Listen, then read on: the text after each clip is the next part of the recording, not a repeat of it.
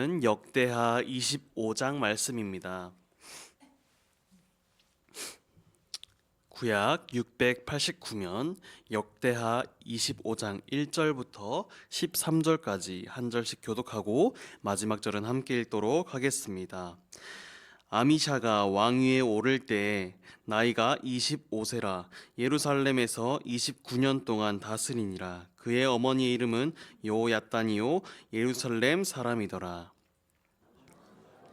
여기서 보시기에 정직하게 행하기는 하였으나 온전한 마음으로 행하지 아니하였더라. 그의 나라가 굳게 섬에 그의 부왕을 죽인 신하들을 죽였으나 그들의 자녀들은 죽이지 아니하였으니 이는 모세의 율법책에 기록된 대로 함이라. 곧 여호와께서 명령하시기를 자녀로 말미암아 아버지를 죽이지 말 것이요 아버지로 말미암아 자녀를 죽이지 말 것이라. 오직 각 사람은 자기의 죄로 말미암아 죽을 것이라 하셨다. 아마샤가 유다 사람들을 모으고 그 여러 족속을 따라 천부장들과 백부장들을 세우되 유다와 베냐민을 함께 그리하고 20세 이상으로 계수하여 창과 방패를 잡고 능히 전장에 나갈 만한 자 30만 명을 얻고 또 100달란트로 이스라엘에 나가서 용사 10만 명을 고용하였다. 어떤 하나님의 사람이 아마샤에게 나와서 이르되 왕이여 이스라엘 군대를 왕과 함께 가게 하지 마옵소서. 여호와께서는 이스라엘 곧 온 에브라임 자손과 함께 하지 아니하시나니 인자싸우소서. 하나님이 왕을 돕기도 하시고 능히 패하게도 하시나이다 하니 아마샤가 하나님의 사람에게 이르되 내가 100달란트를 이스라엘 군대에게 주었으니 어찌할까.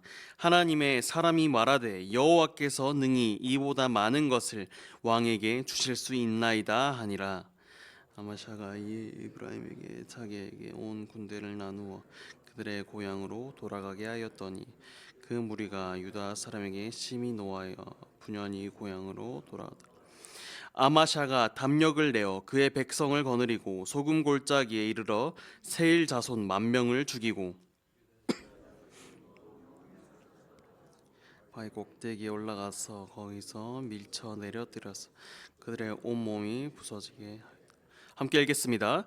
아마샤가 자기와 함께 전장에 나가지 못하게 하고 돌려보낸 군사들이 사마리아에서부터 베토론까지 유다 성읍들을 약탈하고 사람 3,000명을 죽이고 물건을 많이 노략하였더라.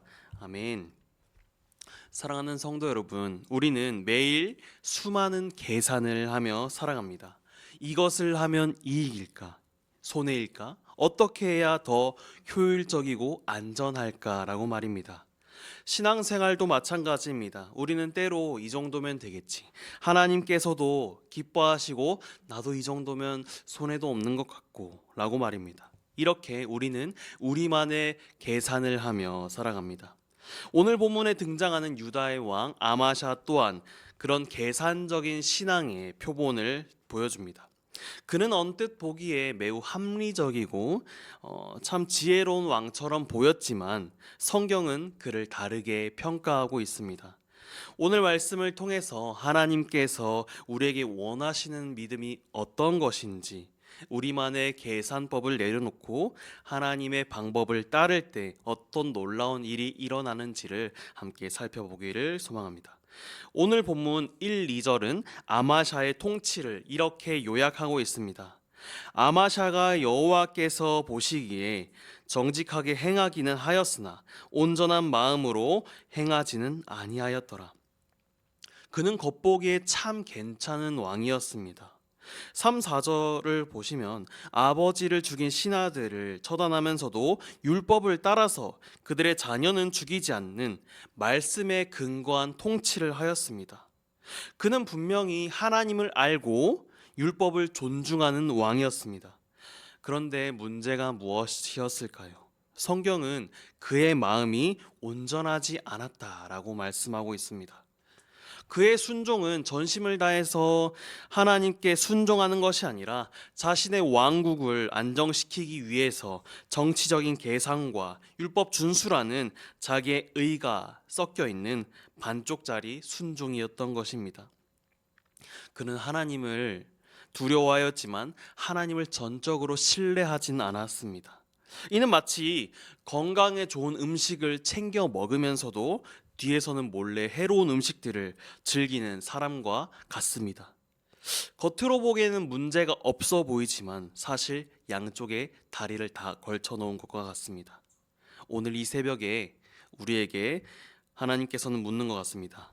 우리의 순종은 온 마음을 다한 사랑의 고백인지 아니면 복을 받기 위한 계산적인 행동인지 말입니다.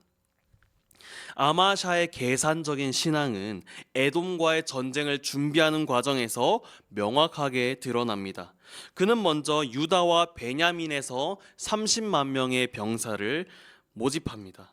그리고 여기에 만족하는 것이 아니라 6절에 보시면 100달란트라는 거금을 주고 북이스라엘에서 용병 10만 명을 추가로 고용합니다. 군사는 많으면 많을수록 좋다는 세상적인 계산법을 따랐던 것입니다. 바로 그때 7절과 8절에 하나님의 사람이 나타나 그에게 경고합니다. 왕이여, 하나님은 우상을 섬기는 북이스라엘과 함께하지 않으십니다. 그들을 의지하고 전쟁에 나가게 되면 패할 것입니다. 하나님은 능히 돕기도 하시지만 패하게도 하시는 분입니다. 라고 말입니다. 이 경고 앞에서 아마샤는 어떻게 반응하였을까요? 9절에 내가 100달란트를 이스라엘 군대에게 주었으니 어찌할까?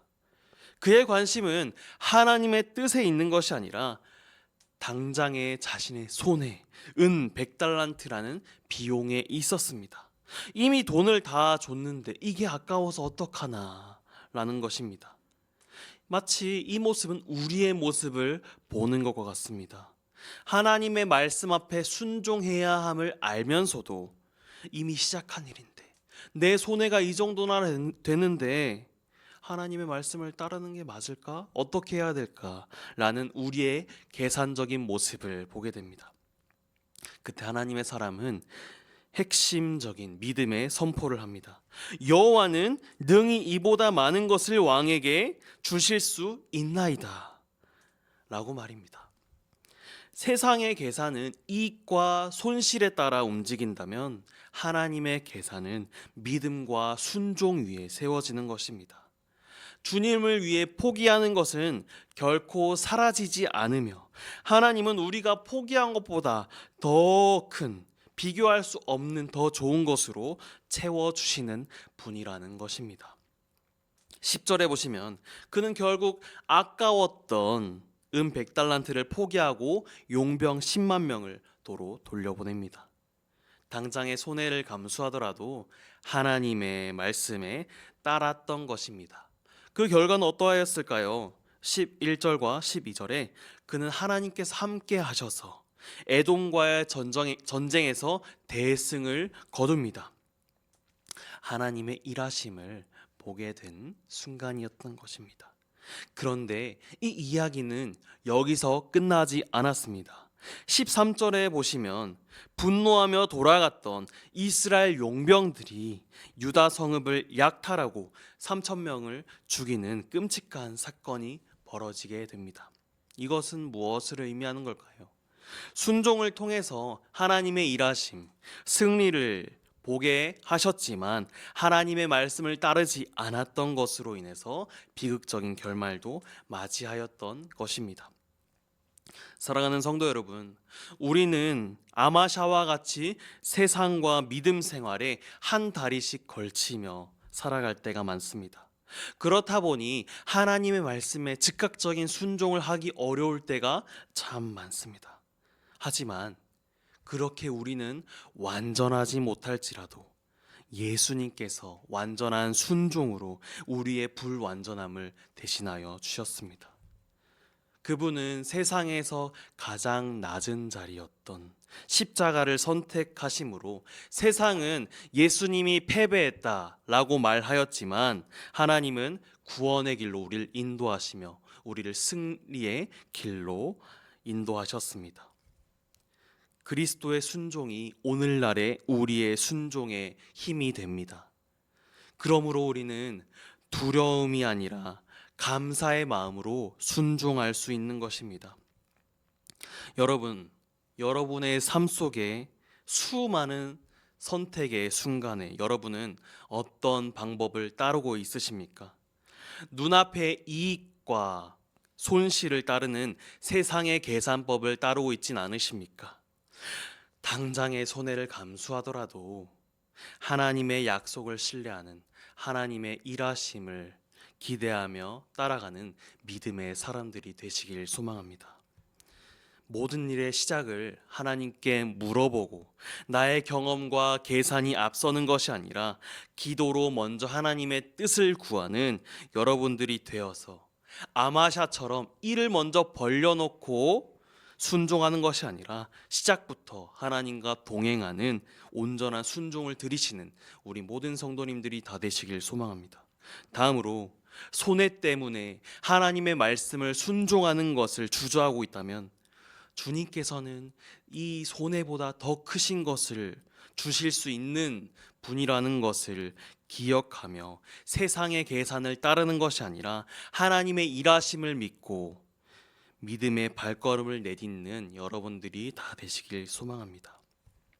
이 새벽에 기도할 때 나의 나누어져 있는 마음을 주님 앞에 내려놓고 오직 주님만을 의지하는 온전한 마음을 구하여 달라고 이 시간 기도하였으면 좋겠습니다.